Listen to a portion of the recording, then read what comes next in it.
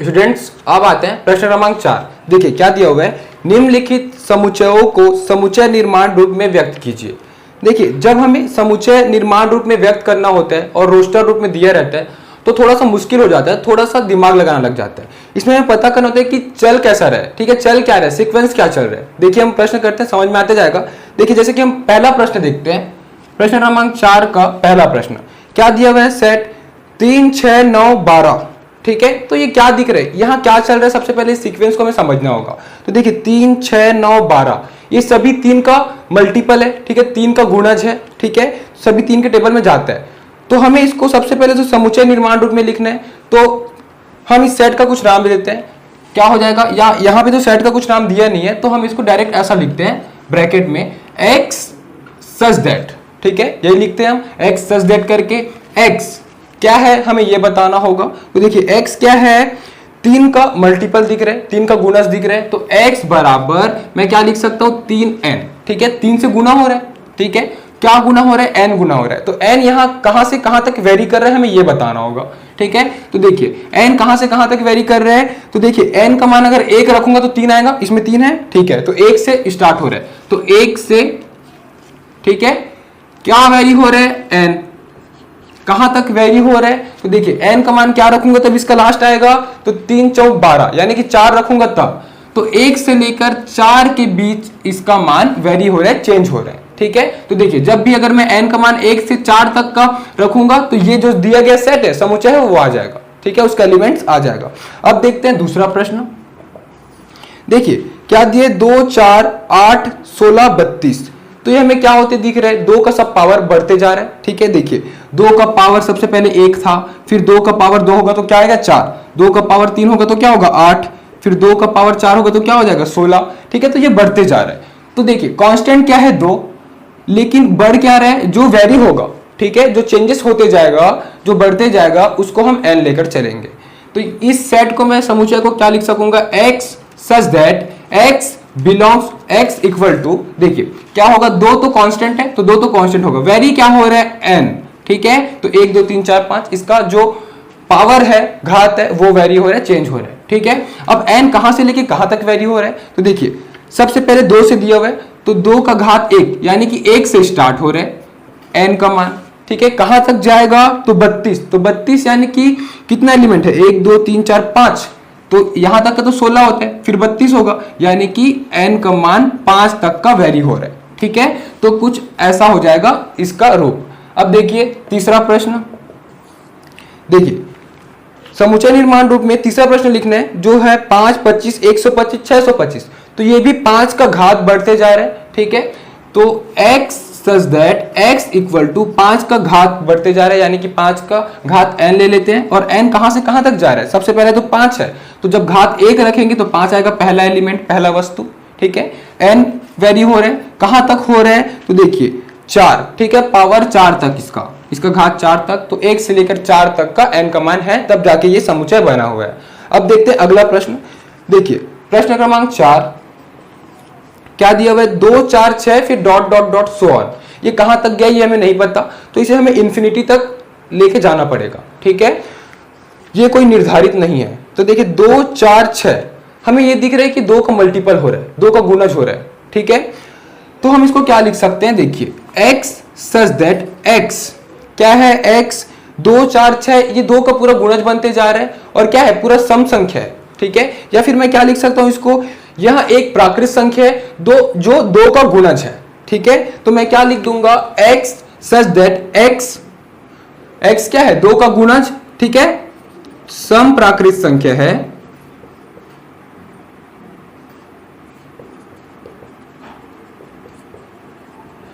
जो 2 का गुणज है।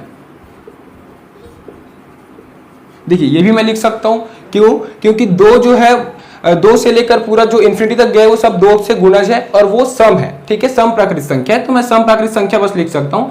देखिए सम प्राकृत संख्या लिख दिया हूं तो 2 का गुणज लिखने की जरूरत नहीं है, क्यों, क्योंकि सम तो 2 का गुणज ही होता है, ठीक है, तो खाली इतने में ही बन जाएगा, ठीक है, वो सेंटेंस x सम प्राकृत संख्या, सम में क्या आएगा 2 4, 6, 8 यही सब तो आएगा। ठीक है, तो 2 का गुना से लिखने की जरूरत नहीं, जो कि सम संख्या है तो ठीक है, और प्राकृत संख्या तो है।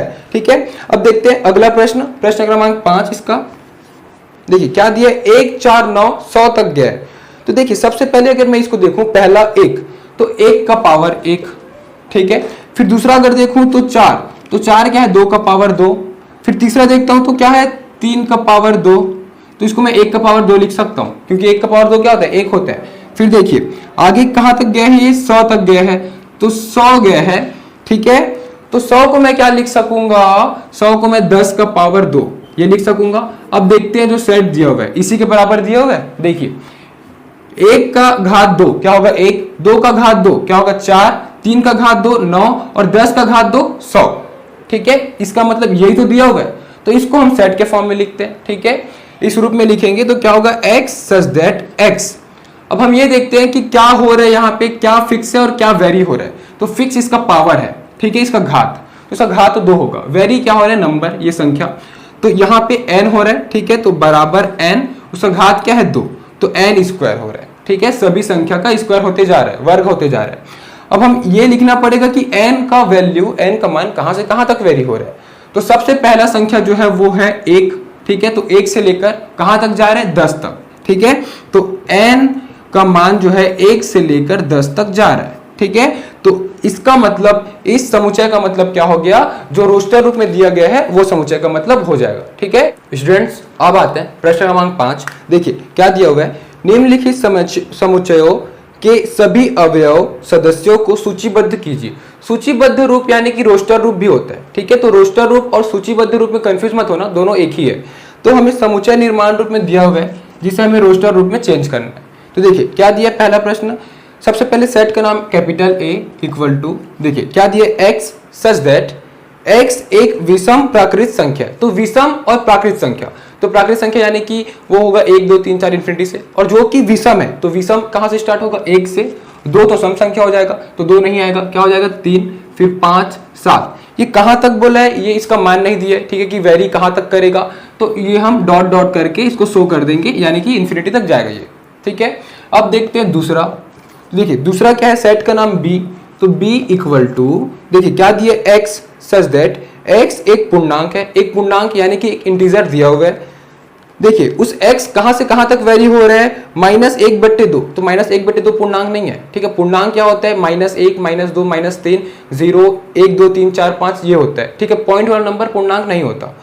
तो देखिए x का मान, देखिए क्या है, बड़ा है -1/2 से, तो -1/2 से बड़ा क्या होगा, क्या होगा 0 होगा, क्योंकि 1 तो -1/2 से इस तरफ आएगा। ठीक है, अगर नंबर लाइन में अगर देखूं, ठीक है, संख्या रेखा में, तो क्या होगा, सबसे पहले 0 आएगा, तो हो जाएगा 0। फिर क्या होगा 1 2 3, देखिए कहां तक 9/2। तो देखिए 9/2 यानी क्या होता है 4.5, तो 4.5 से पहले क्या आएगा, 4 आएगा, तो ये कहां तक जाएगा, 4 तक जाएगा। ठीक है, तो ये हो जाएगा इसका सेट। ठीक है, ये हो जाएगा समुच्चय। अब देखते हैं तीसरा, तो समुच्चय C। ठीक है, सेट C बराबर क्या दिए, x सच दैट x एक पूर्णांक है जहां x का वर्ग छोटा है, बराबर है 4 से। तो x ऐसा x होगा, ऐसा एलिमेंट होगा जिसका वर्ग करने पर या तो बराबर होगा या तो छोटा होगा 4 से। तो देखिए सबसे छोटा क्या होगा, -2। -2 का वर्ग करने पर 4 आएगा, 4 के बराबर आएगा। फिर उसके बाद क्या हो जाएगा, ये इसका हाईएस्ट क्या होगा, तो 2 होगा। ठीक है, 2 का वर्ग करेंगे तो 4 आएगा। अब इसके बीच क्या क्या आएगा, -1 फिर 0 फिर 1 2, तो ये आ जाएगा इसका वस्तु इस सेट का। ठीक है, अब देखते हैं चौथा। देखिए क्या दिया है, D, सेट का नाम है D equal to x such that x loyal शब्द का एक अक्षर है। तो लॉयल शब्द का अक्षर तो क्या हो जाएगा, रिपीट नहीं होना चाहिए। ठीक है, तो सबसे पहले L आ जाएगा, O Y A, और L तो पहले मैं लिख चुका हूं, तो रिपीट नहीं होता इसमें। ठीक है, तो ये हो गया। अब देखते हैं पांचवा क्या दिया है, सेट का नाम है E, x such that x वर्ष का एक ऐसा महीना है जिसमें 31 दिन नहीं होते। तो 31 दिन किसमें किसमें नहीं होता, कौन से मंथ में, तो देखिए ऐसा कौन कौन सा महीना होता है साल में जिसमें 31 दिन नहीं होता। तो सबसे पहले जनवरी में तो होता है, फरवरी में नहीं होता। ठीक है, और फिर अप्रैल में नहीं होता, और जून में नहीं होगा, और फिर सितंबर और नवंबर। ठीक है, फिर बाकी सभी में 31 दिन होता है, ठीक है। ये हो गया पांचवा। अब देखते हैं लास्ट। तो देखिए लास्ट प्रश्न क्या दिया हुआ है, एफ, तो सेट का नाम है, समुच्चय का नाम एफ बराबर एक्स सच दैट एक्स अंग्रेजी वर्णमाला का एक व्यंजन है। तो ठीक है, व्यंजन बोले तो व्यंजन यानी कि क्या होगा, कंसोनेंट, वोवेल्स नहीं, स्वर नहीं। तो स्वर क्या होता है, ए आई ओ यू होता है, ठीक है। तो जो के से पहले आता है, के से पहले जितना भी कंसोनेंट आएगा, ठीक है, व्यंजन, तो क्या होगा, सबसे पहले स्मॉल, सबको स्मॉल में लिखता हूं, ठीक है। तो स्मॉल ए, क्योंकि स्मॉल के से पहले बोला गया तो सब स्मॉल में आएगा, ठीक है। तो स्मॉल ए तो स्वर हो जाएगा यानी कि वोवेल। तो उसके बाद क्या होगा, बी सी डी, ई क्या होगा, वोवेल होगा तो ई नहीं आएगा, ठीक है। तो बी सी डी ई नहीं आएगा, F G H I vowel हो जाएगा तो आई नहीं लिखूंगा, ठीक है। तो क्या हो जाएगा, जे और फिर क्या होगा, के, ठीक है। तो के को तो नहीं लिखूंगा क्योंकि के से पहले तक का बोला है। तो ये जितना एलिमेंट है, ठीक है, ये वस्तु है, अवयव, ये सब इस सेट में आएगा, ठीक है। तो इस प्रकार से यह प्रश्न बनेगा। आप देखते हैं प्रश्न क्रमांक 6। देखिए प्रश्न क्रमांक 6 क्या दिया हुआ है, बाई ओर रोस्टर रूप में लिखित और दाई ओर समुच्चय निर्माण रूप में वर्जित समुच्चयों का सही मिलन कीजिए, ठीक है। तो देखिए पहला देखिए क्या दिया हुआ है, रोस्टर रूप में देखिए 1 2 3 6, तो ये क्या दिख रहा है, सभी ऑप्शंस को पढ़ते हैं। तो ऑप्शन सी देखिए क्या दिया गया है, x एक प्राकृत संख्या है और 6 की भाजक है, इसको सेटिस्फाई कर रहे हैं, इसको संतुष्ट कर रहे हैं। इसका मतलब पहला का जोड़ी किससे बनेगा, ऑप्शन सी से, ठीक है, क्योंकि वह एक प्राकृत संख्या तो है और 6 की भाजक है। दूसरा देखिए 2 और 3, तो 2 और 3 पहला ऑप्शन पढ़ते हैं, क्या दिए, x एक अभाज्य संख्या है और 6 की भाजक है। तो देखिए 2 और 3 अभाज्य संख्या है, ठीक है, और 6 की भाजक भी है, ठीक है। तो ये क्या हो जाएगा, दूसरा ऑप्शन ए के साथ। फिर तीसरा और चौथा देख लेते हैं। देखिए तीसरा क्या दिया है, मैथमेटिक्स से ही बना हुआ एक सेट है वो, ठीक है, तो हो जाएगा ऑप्शन डी लास्ट वाला। अब फोर्थ देखते हैं 1 3 5 7 9, ठीक है। तो 1 3 5 7 9 ये क्या होगा, ऑप्शन बी बच गया लास्ट में। इसको देख लेते हैं, एक संख्या 10 से कम एक विषम प्राकृत संख्या है, बिल्कुल सेटिस्फाई कर रहे, एक विषम संख्या है ये सब। तो 1 3 5 7 9 सभी विषम है और जो कि 10 से कम है, ठीक है। तो ये हो जाएगा ऑप्शन बी। तो इस तरीके से यह प्रश्नावली 1.1 कंप्लीट। Thank you.